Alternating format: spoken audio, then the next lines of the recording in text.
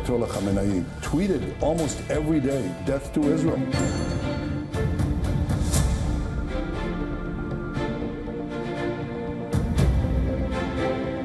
Whom should we surrender to? Iran is not a nation to surrender. You don't know. I may do it. I may not do it. I mean, nobody knows what I'm going to do.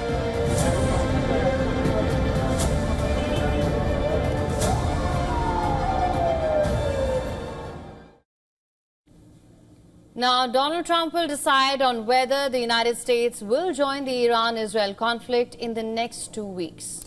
Well, White House Press Secretary Caroline Leavitt has read out a message from Trump after what she called a lot of speculation about if the U.S. would be directly involved in the conflict. Now, she said, quoting Trump, that the decision will be made within the next 2 weeks, as there is still a substantial chance of talks to end the conflict.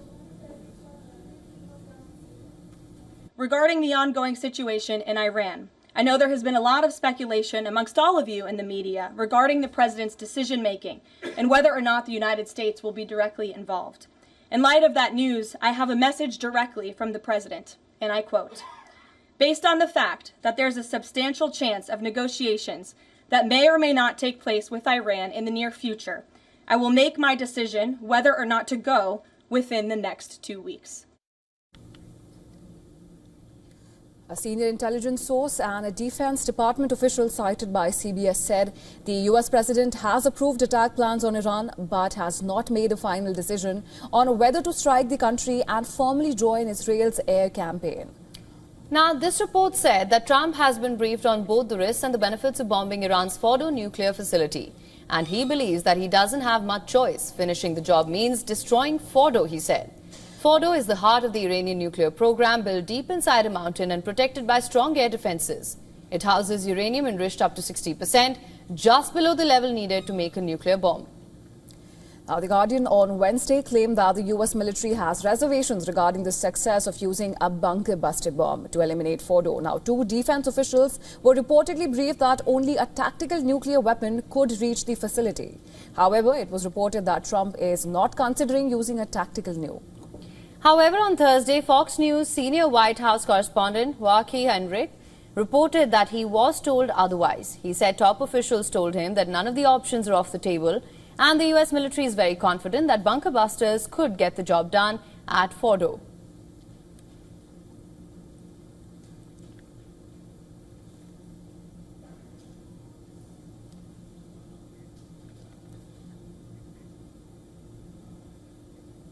And for more on this, our correspondent Susan Tehrani has sent us this report from New York. Take a look.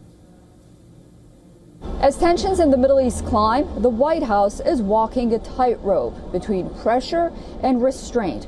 President Donald Trump has seemingly paused any immediate strike against Iran, saying that he will decide within 2 weeks whether or not to intervene in the Israel-Iran escalation.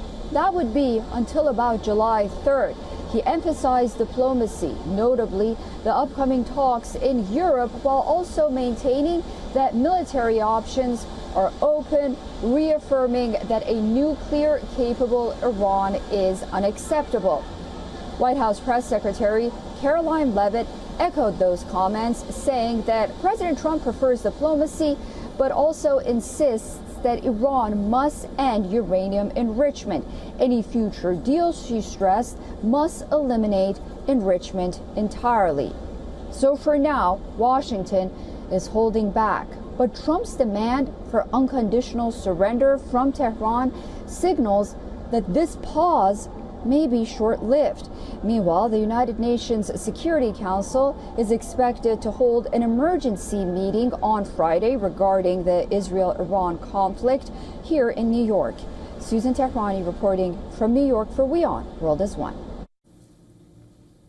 All right, for more on this, we're now being joined live by Lieutenant Colonel Daniel L. Davis. He's a military expert and host of Daniel Davis Deep Dive on YouTube. Thank you so much for joining us on World Day. And again, always a pleasure to have you. And I just want to begin by asking, what is your assessment of where things stand in West Asia at the moment and the United States' involvement in this? Well, it's really anybody's guess. I mean, Trump said it best himself. I don't know what I'm going to do. I don't know that anybody knows, because on the 1 minute it looked like we were really getting close to an attack. I had heard from several sources that claimed to have access to some of the senior government officials in Washington. They thought that there would be an American attack before the end of the weekend. They thought it was something close to a sure deal. And then Trump upended that earlier today by saying, no, how about 2 more weeks later from now? So the big question is, though, why this delay? Is that because he's genuinely going to give diplomacy a chance and wants to give one more shot at it? Or is it because, which is certainly plausible, that the military moves were not yet ready, that they needed to move some more folks out, possibly out of the Qatar air base that you mentioned a minute ago? Some of the troops in Syria have been redeploying and getting out. It could be that they're trying to make us less vulnerable before we go into attack, or it could be diplomacy. No one knows for sure which it is, but all options are on the table, as they say. Right, so and having said that, we know that as America's closest ally, Britain is almost certain to be affected in more ways than one. And now if Donald Trump does decide to get involved, and overtly this time, what role could the UK play coming in the escalation, how it's going forward, and what role would the UK be playing in it? Well, that's uncertain, because there's a number of things they could do. Air power seems to be the biggest and the most likely case. That's what happened. I believe it was in the April of 2024, the first time Iran used missiles and drones to attack into to Israel in response to the attack where Israel destroyed the embassy in Syria. So it could be something like that. It could also be some naval power. Definitely could be intelligence capabilities. So all kinds of situations and possibilities. The big question, though, for the UK they've got to ask is, what is in their national interest, and is it useful to go into something that, and certainly many analysts, I'm definitely one of them, think that this is a no-win situation. Going into Iran now could expand the war, could make more people join into it, certainly draw the United States in. Because there's plenty of bases that we have in the Middle East. You can redeploy some folks, but you certainly can't get rid of all of them. We got bases all over the place, and all of them would be at risk. And of course, if Britain joins in, they would also be at risk. And it seems pretty likely that Iran would take some British assets under fire if they came in. So everybody has to calculate, is it worth going into to try and take out an Iranian nuclear facility, especially the one at Fordo, if it may not even be succeeded, but in fact gets you killed in the process and get your country into a war? That's something I think has not been given enough thought to. Right now, Mr. Davis, I also wanted to ask you, we are seeing somewhat a shift in position. Netanyahu has been saying that this is also for the Iranian people. It's an opportunity for them. He said this recently, that they oppressed them for 46 years. They've yearned for freedom. 80% of the people would throw these theological thugs out. Then we also said Putin say that Israeli strikes have actually led to a consolidation of Iranian society around its leadership. And now we're hearing that Netanyahu is saying that actually regime change was never the goal to begin with. This is an existential war for us, and it's the nuclear threat, and what actually happens in Iran is up to the Iranian people. So how do you assess this back and forth? Or is it that perhaps Netanyahu has some assessment of the fact that that's not how it's going to work? Well, I think it's more the practical aspect of, because it was earlier today, this very day, when an a hospital was hit in Israel, and he stood before everybody and said that the leader of Iran must die. He cannot continue to live. And so that seemed to be pretty much, yeah, we're going for regime change. And then, of course, as you pointed out, then there was some very mixed messages that came out later on to imply some different things. And listen, this comment about, I'm talking to the Iranian people, and they may come up with some percentage that they're against the Iranian regime. Most of that is just misinformation and attempt to create human opinions that people can have both within Israel to bolster that, within the United States, within the Western world, and in a vain attempt to try and sway some people in Iran that I don't think anybody's buying it. There's no doubt that there are some people, a significant number, that do not like the regime and would love to see it go away. But from some that I've talked to, the idea that they want to basically help Netanyahu kill their way to it, is not something they're very keen on, because even though they don't like that regime, they certainly don't like the Israeli regime that's killing, in their view, the Palestinian people in large numbers, or now they're attacking Iran. So I don't think that's going to work very well for Israel.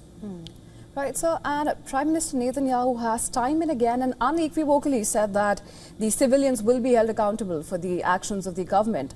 And it has also said that we'll keep going on with the offensive for as long as it takes. Now the question is, what could the timeline be like, and for just how long can either side sustain this conflict? Let's start with Israel.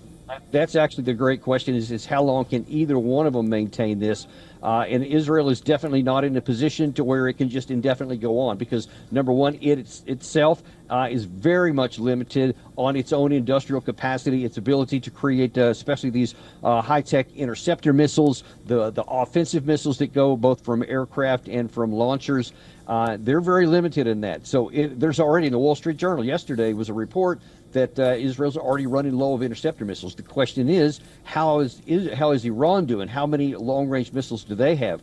I suspect, and from the best sources that I can consult, is that they have probably a significant number. And I think right now, based on the video evidence, they've been firing a lot of their older stuff first, because a lot of the warheads will disintegrate as they're coming in, which, by the way, even they're not being intercepted. And if Israel is reserving some portion of its best stuff, then that means they have more more punishment that they can mete out. And then the real question is, when will Iran then bring in their long-range drones, which they have tens of thousands of reportedly, and only a handful have been used so far. So it could be that they're trying to saturate the air with some of these expendable missiles to get rid of the interceptor missiles, and then when they get low, they can come in with the next round in multiple waves, which can suck down more. And if they get to a point to where even periodic, in local areas that the Israeli side runs out, then they're going to be very vulnerable in an area. So Israel is not in as strong a position as a lot of people think, and I think the military inside of Israel has to really take this into account before they decide just how far can they go.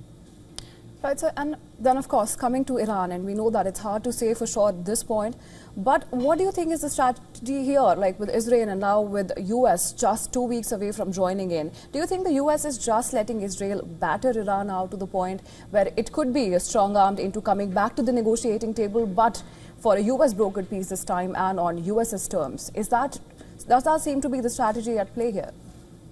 It certainly could be, and that's a plausible position to have, but it's also a risky one. Look, if you wanted a negotiated settlement, if the U.S. wanted one, there was one on the table before all of this explosions happened, before Israel launched its preemptive war, because the Iranian side said, yes, we're willing to have a negotiation. We'll consider nearly anything except the enrichment. We won't go to zero. And under international law, there's no one that can tell them they can't do that. They said that's a sovereign right, but they said we will give on other things. But then President Trump made that a red line and said, well, if you don't go to zero, then we're not going to have a deal. And of course, under international law, you can't go and attack a country just because they don't take the policy that you want them to on an area where there's an international treaty that allows them to have limited reprocessing. So we'll see if that's going to work, but then it's going to be a question of, Iran, for them to succeed, their big strategy is they just have to not be defeated.